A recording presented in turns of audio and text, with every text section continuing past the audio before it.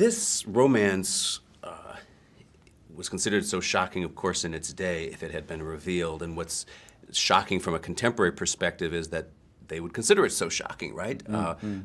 If you would address that, the difference between the world then and now, and how we should look at this from a contemporary point of view.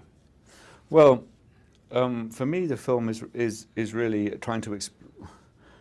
I think the human heart is essentially, it hasn't changed. You know, people are motivated by love, desire, attraction.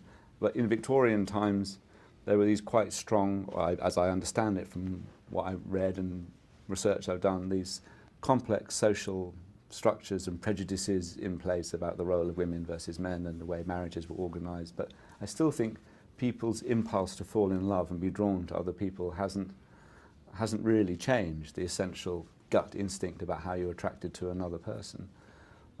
So I hope that's the thing that connects. In a funny way, though, I still think even though I'm not sure, in essence, although we're more open in the way we discuss, certainly Dickens is a famous man, and today a famous man's love life is easily discussed. But I think people are still furiously protective of their privacy. So I'm not sure that, despite all the social differences we think that we have now, that the essential human feeling to protect your private life, I don't think that's changed.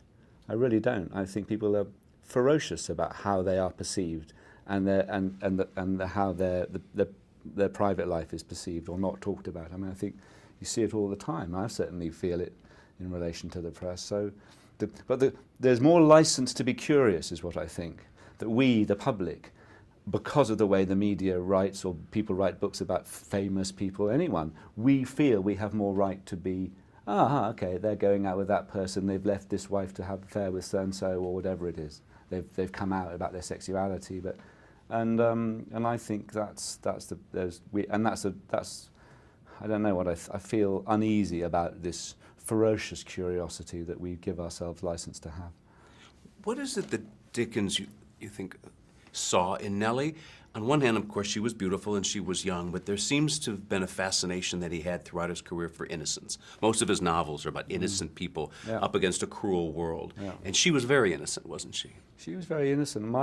Listen, this is my theory, it may be totally wrong, but I think he was 45, he was at the height of his career, he had 9 children, and he was, I believe, very frustrated in his marriage to Catherine Dickens. He had as you know, he had a ferocious energy, physical energy, a working ethic that was kind of no one could keep up with. I think his intimate life was a bit of a desert, is my feeling. Into this rehearsal, where he met Nellie, in our film it's a rehearsal, but he met her through directing a production, which she was in, comes this girl who looks like, I think, weirdly, is the prototype that he's already written in Little Dorrit or in Agnes in David Copperfield. Blonde, petite, beautiful, and I think he projects onto her this ideal of innocence that you've just talked about. I mean, she was innocent, but also she's the totality of Nellie with all her individual little things that we try to imagine what they might have been. But suddenly she receives this thing called Charles Dickens coming at her and projecting onto her. And my own theory is that it was tough for her to have to negotiate what that was. I think, and again, another homemade theory of mine, is that Great Expectations, which features the so-called cold-hearted Estella, I think she is the Nellie reworked imaginatively by Dickens. She rejects Pip, she plays with his heart. And I think, and Felicity, I think, thinks the same. I think, Nellie wasn't easy. She didn't give in. I mean, it was very difficult for Nellie. He was a married man. He was not going to divorce Catherine for complicated social reasons. Well, not that complicated. His life would have been exposed in the courts at the time. So if she was going to find a way to be with Dickens in any kind of intimate way, it was going to be a huge thing for an 18-year-old, 20-year-old girl to have to decide to be the mistress of Dickens. I think it was really tough for her, and I think she played properly and quite wisely hard to get. And I think The Great Expectations is sort of that story, and that's just and then Our Mutual Friend, which she figures 2 love stories running alongside each other. Both are, in a way, they come to relatively happy conclusion. I also think that the figure of the schoolteacher, Bradley Headstone, in Our Mutual Friend, I think he's not the most likable man, but I think his furious, obsessive passion for, the young girl, not Bella Wilfer, the other girl, but I think his sort of a messianic, crazy passion for her is possibly, again, Dickens knew what that was like. We see glimpses of how cruel he was to his wife here. As you mentioned, they fell out of love. I love the fact that this movie is brazenly honest about the fact that she got fat, and he probably responded to that. But what this movie doesn't say was his cruelest aspect of all, which was that he forbid the mother of his children to see her children again after their separation. Why was he so hateful toward her? I mean, it's one thing he bought her a house across town, put her there, but to lock her off from seeing her own children seems to have gone to an extreme measure. Yeah. Well, I guess the first answer is you can't get everything in, and for me, the hammering up of the doorway is, for me, the sort of strong visual, cinematic way of saying you're out. But you're right. We there are many ways to skin a cat, and I'm constantly reflecting on all the scenes we could have put in. But that one is not in. No, but I think that sort of domestic cruelty or emotional cruelty comes from a man in guilt and flailing in his own panic about what he's doing, and it's hard outside to feel any we're not comfortable with it. It's very cruel, but I can only think that,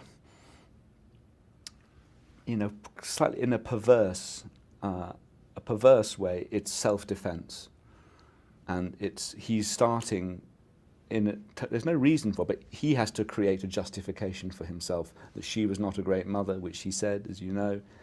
He kind of bad-mouthed her, and it's horrible to read about what he did.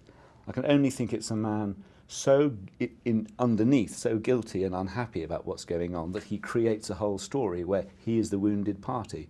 And it's slightly psychotic, possibly. Last question. This is where I'm unclear about this story, and that is, and in the movie as well, and it's probably deliberately ambiguous, but after the train crash, how much does the public, there are hints that he was with this woman, how much does the public find out? The public doesn't find out much at all, nothing. Wasn't there any kind of report in the newspaper that he was traveling with? No, I don't think it was identified that he was travelling with Ellen Ternan. I mean, I think what we've tried to do, after I do with Abbey, is that what is the case is that Dickens said, I was travelling alone, or basically I didn't know the women I was travelling with. So for cinematic or dramatic power, we have him denying he was travelling with her when the railway guard says, were you travelling alone? But he fought very hard to make sure that her name was not in the press, as I remember from what reading I did. The film for me is about how Nellie became the mistress of Dickens. So for me, it ends up with her agreeing to be in the house, and he will come and visit. And that's one strand of the story. The other strand is how Nellie later on, how she finds closure with the sort of interior history she has of being with Charles Dickens, which in my imagination, it would have haunted her. Okay, great. Well, it's a wonderful film. Thanks so much. Thanks so much.